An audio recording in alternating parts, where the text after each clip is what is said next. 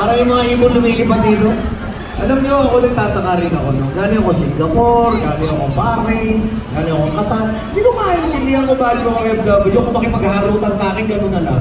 Ang tagal-tagal ko nang walang TV show. Bakit? Nakikilala niyo pa ba ako? O sino ako? O ba't mo ako kilala? 2004 pa ako walang TV show. Pero alam niyo kung bakit ako yung... Alam niyo, nakikipagharutan ako sa inyo. Teka! Ito naman bubuhin din. Ano nga? Ikaw na! Ikaw na! Sige, ikaw na! Ikaw na! Hindi alam niyo kung bakit ako doon ko basta nakikita. Ikaw na! Alam mo, natatawa ako doon tinatawag yung mga leaders ng ating mga asosasyon. Pwede bang pumunta na sa harap? Ito sa mga leader. Ako yung leader eh. Ako yung leader doon. Puro tumira ng pundador yung leader.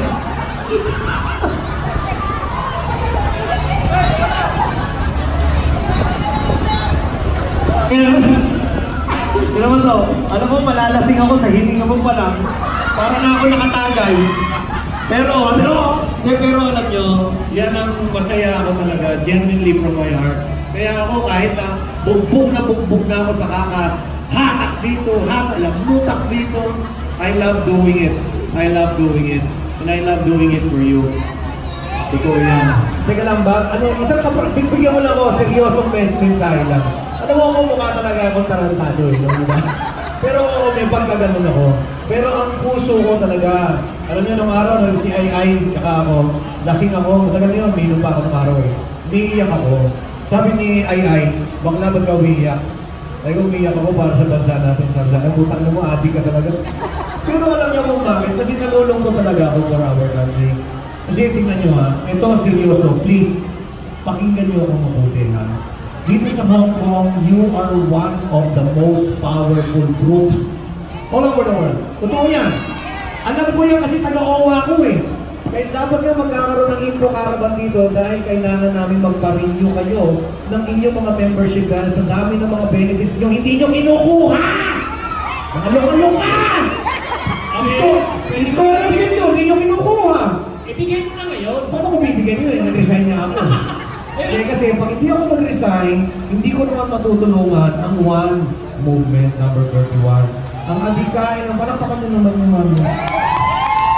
Kayo ba ayaw nyo kung panoorin ng mata nyo ginagamit? Lahat kayo nakaganyan. Di ba mas masarap panoorin nyo na lang ako sa mata nyo? Gumaganyan kayo eh. Ayaw na naman kayo eh. Maraming manonood sa'yo yan. Ba? Oo nga, hindi na ako narinig. Puro kayo nakaganyan. Ang alam nyo, ang tinan mo, bakit ko sinasabi, hindi ka mag-group hug tayo? Alam nyo kung bakit? Kasi yung buhay nyo, nakagalan na kayo eh. Nakakalimutan nyo na yung sarap ng yaka. Sarap ng bibig ng balat sa balat.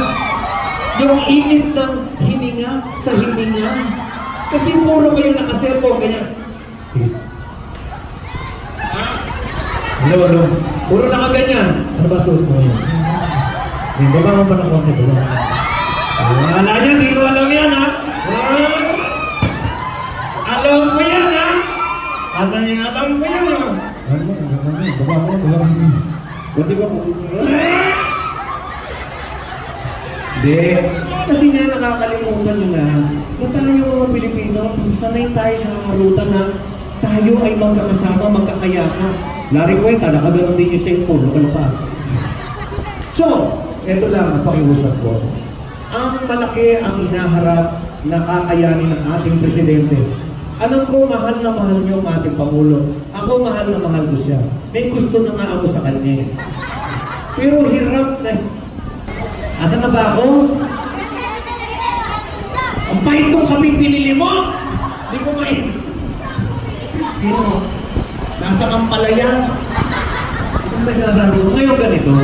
Ako nagtrabaho rin ako sa gobyerno. Nagpekwentuhan kaya kami ng Saan si baklase ko? Alam niyo yan, baklase ko yan. Alam niyo ang hirap dahil sa dami ng ating mga kalaban sa gobyerno. Yung mga dati, hindi ho pwedeng si Presidente lang. So kailangan natin maglagay ng maraming kakampi. At ang pakiusap ko naman sa inyo, I Tama ba? Tama ba? Anong tama nga eh? Itong ALP. Ha? Ang wag yung sabi yung ALP, ha? Huwag kang maingin na!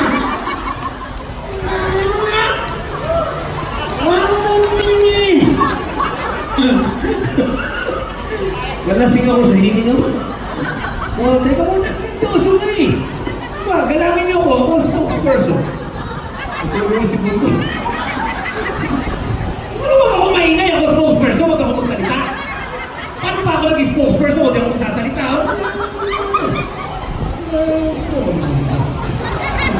Okay, ganito. I have been traveling all over the world and I have been meeting OFWs all over the world. Middle East, in Asia, Europe, USA. Alam niyo, meron ako pakikiusap sa inyo na maaari ba pakinggan niyo na ako ito.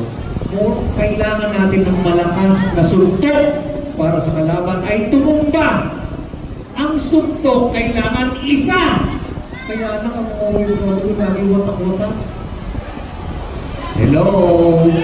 Andiyan ba kayo? Hello? Andiyan ba kayo? Ba't parang humina yung reaksyon? Ito lang ang pakiusap ko, hindi ko hahabaan. Doon sa inyo na may mga issues, huwag na kayong mag-discuss kung bakit. Yakapin nyo na lang. Alam niyo kung bakit? Kailangan kayo ng bansa natin. Kailangan nating ipanalo to. Inaayos natin ang bansa natin. Ang dami pong tinatayo. Nagtatayo tayo ng subway. Nagtatayo tayo ng sa katutak ng kalye. Ang dami-daming infrastrukturang tinatayo. Pero ito ay pinipigilan. Sinisiraan. Kailangan natin ng tulong.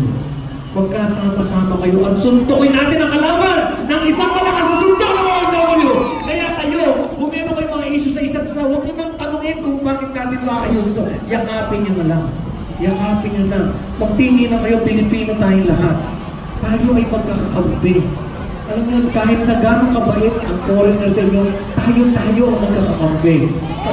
Pangalagaan nyo yung bansa natin. Remember, no matter how you are here, no matter how rich you will become in another country, you will never be first class. The Philippines is our home. Mag-solid kayo dahil kailangan natin ng malakas na power ng OFW, especially the OFWs of Hong Kong! Ha? Yakapin nyo na lang ha. Wala nang tanungan. Bakit tayo magkagalit? Wala na. Laplapin mo na. Okay? Please do this for our country. And one movement, itong adhikain ito para sa bansa natin to. Marami na tayong kinalimutan na atin. Maganda ang kultura ng Pilipino. Maganda ang ugali natin. Napalitan ito ng napalitan. At bakit naman natin pinapayagan? Kasi tayo ay lito. Ha? Kasi sa dami ng ating pinagdidiskusyonan na hindi naman importante sa atin, naliligaw tayo. Ngayon meron tayong presidenteng napakatapang at mahal na mahal ang bansa. Pantayan natin yan. Pantayan. Each time you feel something against your fellow Filipino, alisin nyo na. Yakapin mo lang. Huwag na kayo magtanungan kung bakit. Kung nilait ka niya, you will only be defining who you are according to yourself, hindi ibang tao. And remember, one movement is here. Ha? At ito ay hindi nang bobola. Ano pa ba? Ito si Nico. Asa si Nico? Ayan. Alam niyo yan? Pwede naman wag na tumakbo yan eh. Yaman-yaman yan. Ang bait-bait ng tatay yan. Ang Mindoro, inaasikaso nila. Ayan, tingnan mo naman yung asawa. Bakit nag-iba itsura ng asawa? Bakit kanina parang mistisahin? Diba? Alam mo, they are living a life of perfection already. Palakpakan niyo ito. Alam niyo kung bakit ganyan si Nico? Mahal niya yung bansa natin eh. Mahal niya yung bansa. And I hope pantayan natin niya.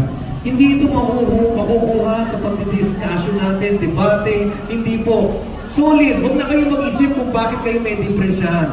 Yakapin mo na lang. Pilipino ka, kapatid kita. Yun na yun. Huwag na kayo mag-diskusyon kung bakit.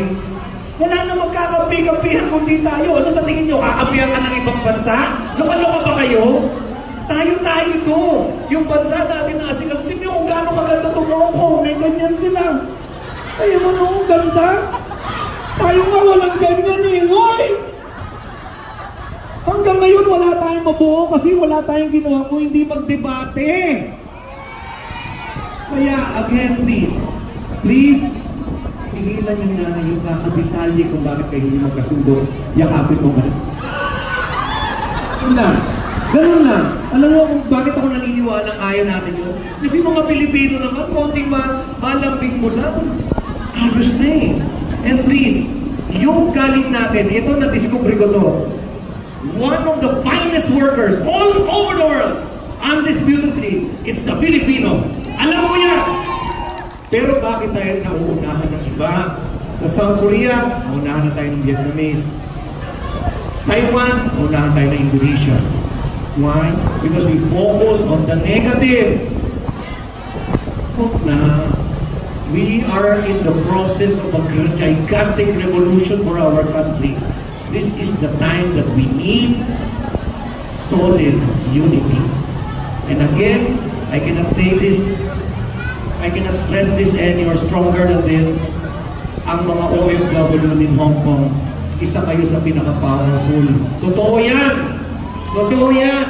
Sa record ng OWA, ako, kayo ang isa sa pinakamalaki ang mga nagbabayad ng OFW membership.